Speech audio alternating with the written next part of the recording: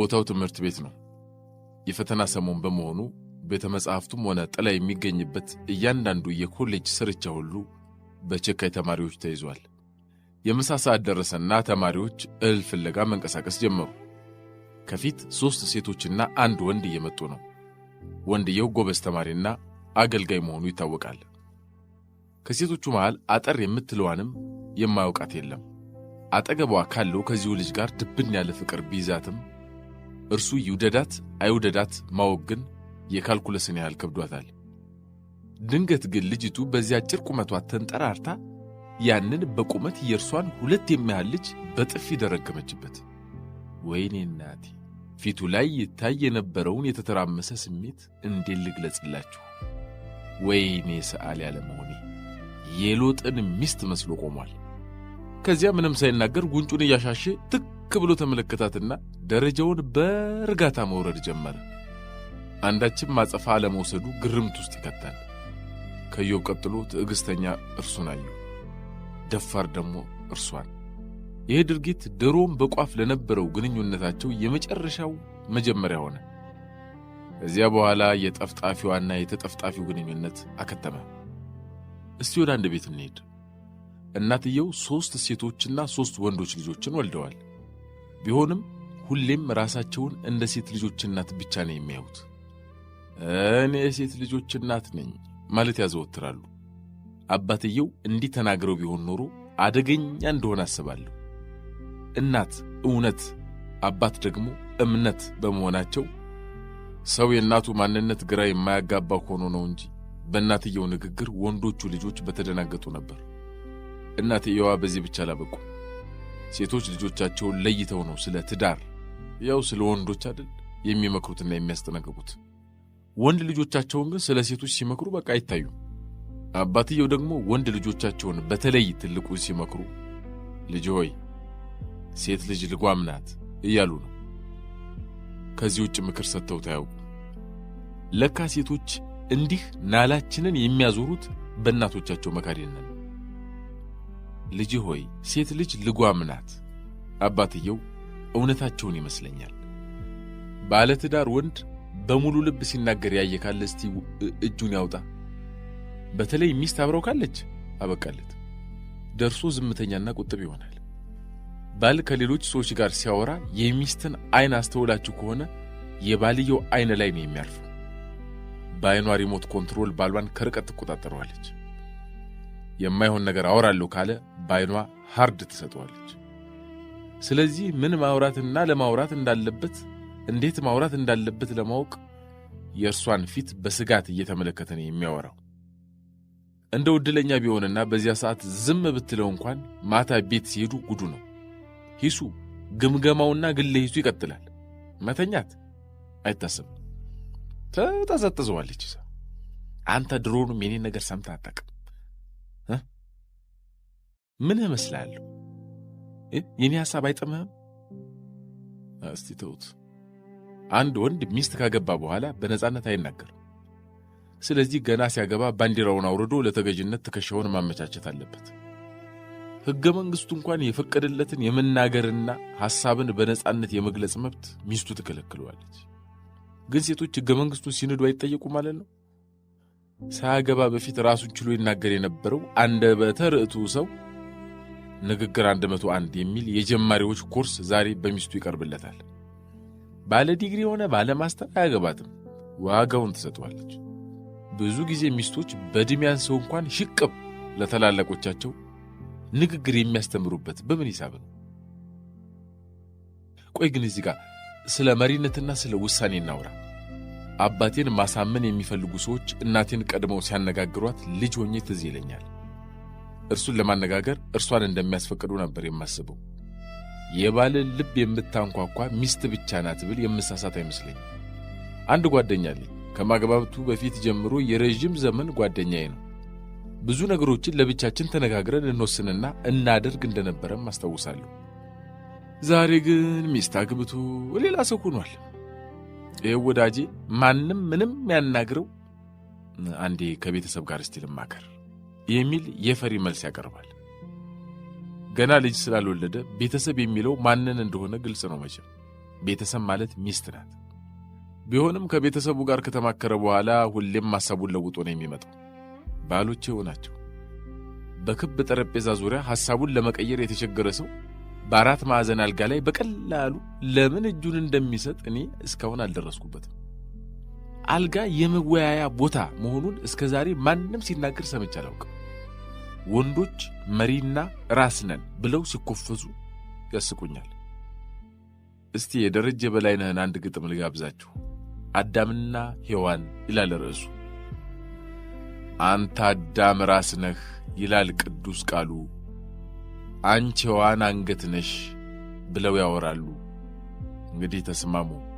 አንተ ራስ እርሱ አንገት ብታሽከረክረ ታዲያ ምን አለበት? ሰባኪው ስለ ጋብቻ አስተምረው ሲጨርሱ እስቲ የኔና የቤቴ ራስ ሚስቴ ናት የምትሉ ተነሱና ልጸልይላችሁ ብለው ለጉባኤው ጥሪ ያቀረቡ። በጉባኤው የነበሩት ወንዶች ሁሉ ተነስተው ሲቆሙ አንዱ ብቻ ሳይቆም ቀረ። የማይታመን ነገር ነው።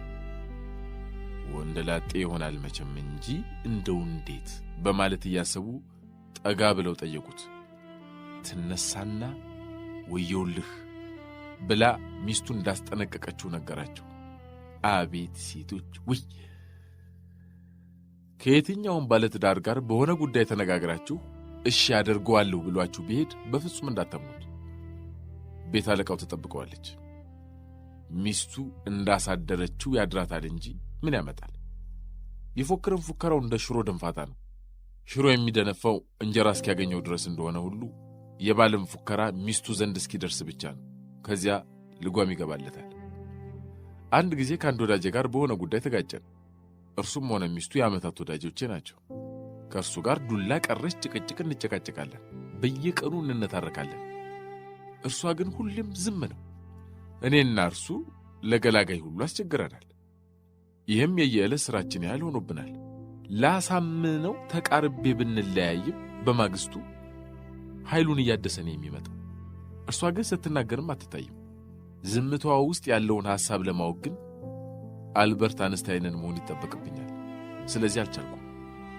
ፈረንጆቹ ዳርክ ሆርሴ ጥቁር ፈረስ የሚሉት አባባል አላቸው። የማይታይ ፈረስ ልንለው እንችላለን።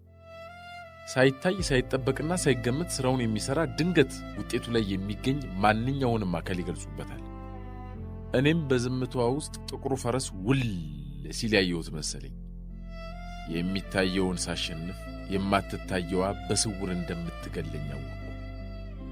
እኔ እንደማላሸንፍ ገባኝና ሽፈቴን ራሴው አውጄ ተገላገልኩ።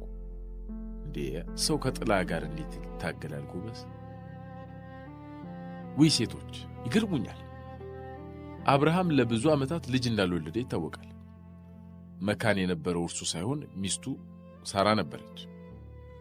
አብርሃም ልጅ እንዳማረው ቢታወቅም ከሌላ የመውለድ አማራጭ አልታሰበውም። አለቃው አላዘዘችውማ። እንዴት ነው ነገሩ? ይቺ አለቃ ደግሞ ጌታዬ በማለት እየጠራች እግሩን እያጠበችው ነው የምታዘው። እናላችሁ አንድ ቀን አገልጋዩን አጋርን ድንገት አመጣችለትና ከእርሷ ጋር እንዲተኛና እንዲወልድ መከረችው።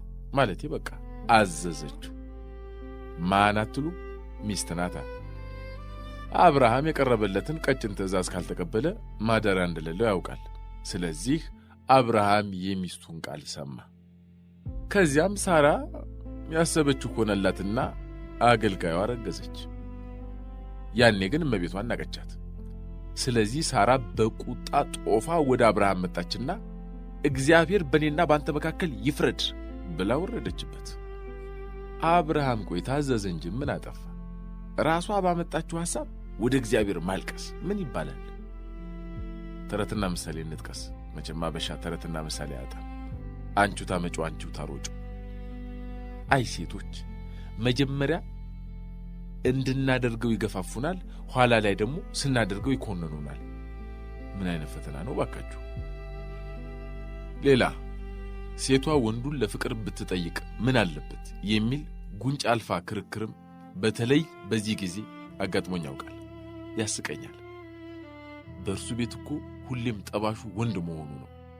ድንቄም እቴ ማንኛውም ወንድ አረንጓዴ መብራት ያላሳየችውን ሴት አብስሎ አያውቅም። ሴቶች መጀመሪያ ወንዱን ያዩታል፣ በራሳቸው መንገድ ይገመግሙታል፣ ሲፈልጉም በማህበር ይወያዩበታል፣ ይዶሉቱበታል ማለት ይቀላል። በቃ ሚዛን የሚደፋ ከሆነ ሴቲቱ ምንም ያልፈለገች መስላ በሆነ መንገድ ትታየዋለች። ሴቶቹ ደግሞ የሚንቀሳቀስ ኢላማ ይወዳሉና የወንዱን ቀልብ ማግኘት ብዙም አያስቸግራትም። አንዴ ከሳቀች በቂ ነው። ደግሞ ለወንድ ያኔ ወንዱ ያልታሰበ ሲሳይ ያገኘ መስሎት በእጁ ሊያስገባት ትግል ይጀምራል። አይ ሞኞ፣ እርሷ የማትፈልግ መስላ እንደ መሽኮርመም ይቃጣታል። ምንም እንደማታውቀውና የታውቀኛለህና ነው ምናምን። እንዴ ደግሞ ትንሽ ብታውቀው መታወቅ መናናቅ ነው እንዴ? ይቅርታ ስላሳኩልህ ነው። ትንሽ ትታገለዋለች። እርሱ ግን ተራራ ወጥቶ የሚሆን ቁልቁለት ወርዶ ያሳምናታል። ይታያችሁ፣ ያመነው እኮ እርሱ ራሱ ነው።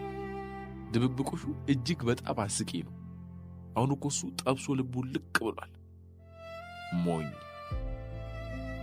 ሌላ ወንድና ሴት ፍቅረኛሞች አብረው ሲሄዱ በእናታችሁ ተመልከቱ፣ በእናታችሁ።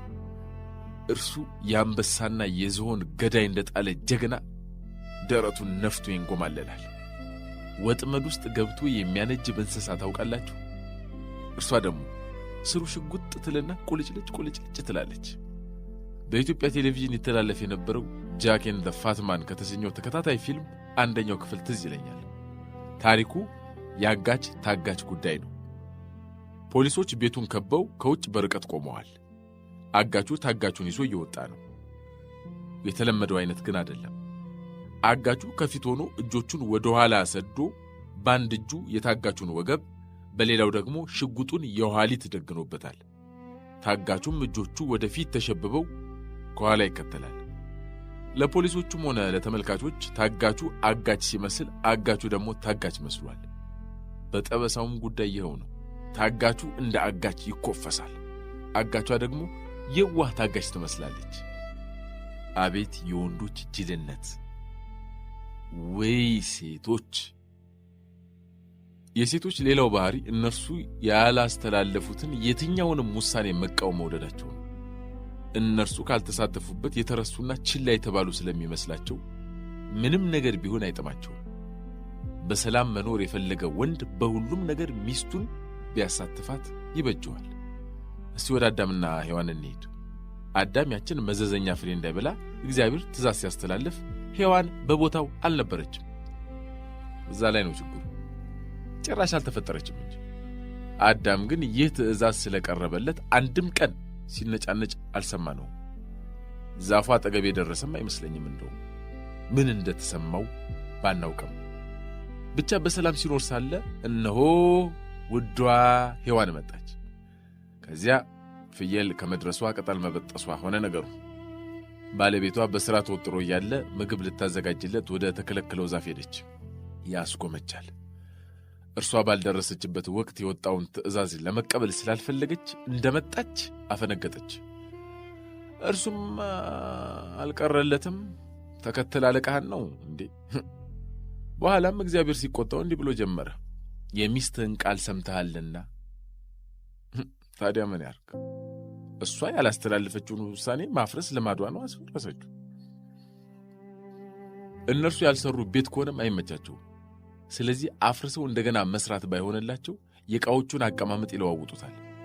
ገና በመጀመሪያው ቀን ጠረጴዛ ወደ አንዱ ጥግ ይወስዱታል። አልጋውን ደግሞ ወደ መስኮት ያስጠጉታል። መስኮቱ መጋረጃ ከሌለው ያደርጉለታል። መጋረጃ ካለው ደግሞ የፈለገ ለምን የጨረሰ አሪፍ አይሆንም፣ ቀለሙን ይቀይሩታል። እጭ ያስጠላል ምናምን ነው የሚሉት። የእነርሱ አሻራ የሌለበት አንድ ነገር ቢቀር እንኳን ካልቀየሩት እፎይታ አይሰማቸውም። ቢቻላቸው እነሱ ወለሉን ኮርኒሱ ላይ ወስደው ኮርኒሱን ወለል ቢያደርጉት ደስ ይላቸው። ወይ ሴቶች! በጥፊ ያነደደችው ምናምን ቅድም ያልኳችሁ ተማሪዋ እኔው ነኝ። ደረጃውን ስወርድ ይህን ሁሉ እያሰብኩ ነው። ሆኖም ሴቶች የዚህ የወንዶች ዓለም ፈርጦች መሆናቸውን አልክድም። እውነት አልክድም። እኔ ደግሞ እንዳጠሉኝ እንደዚህ ስላልኩ ያለ ሴቶች ተሳትፎ አብዮቱ ግቡን አይመታም የምትለውን የደርግ መፈክር አስታወሳችሁ? ይህንን የሰማ አንዱ ምን አለ መሰላችሁ? እንኳንስ አብዮቱ አይነጋም ሌሊቱ አላሉ። እኔ ቀኑም እንዳይጨልምብኝ ደግሞ እንዳትቀየሙኝ። ውይ ሴቶች ብልም ከአንገት በላይ ነው። ውይ ሴቶች ስታምሩ። ውድ የሸገር ቤተሰቦች ይህ ትክክለኛው የሸገር ኤፍኤም 102.1 የዩቲዩብ ቻናል ነው። ማራኪ ፕሮግራሞቻችንን መከታተል ትችሉ ዘንድ ቻናላችንን ሰብስክራይብ እንድታደርጉ እንጋብዛለን። እናመሰግናለን።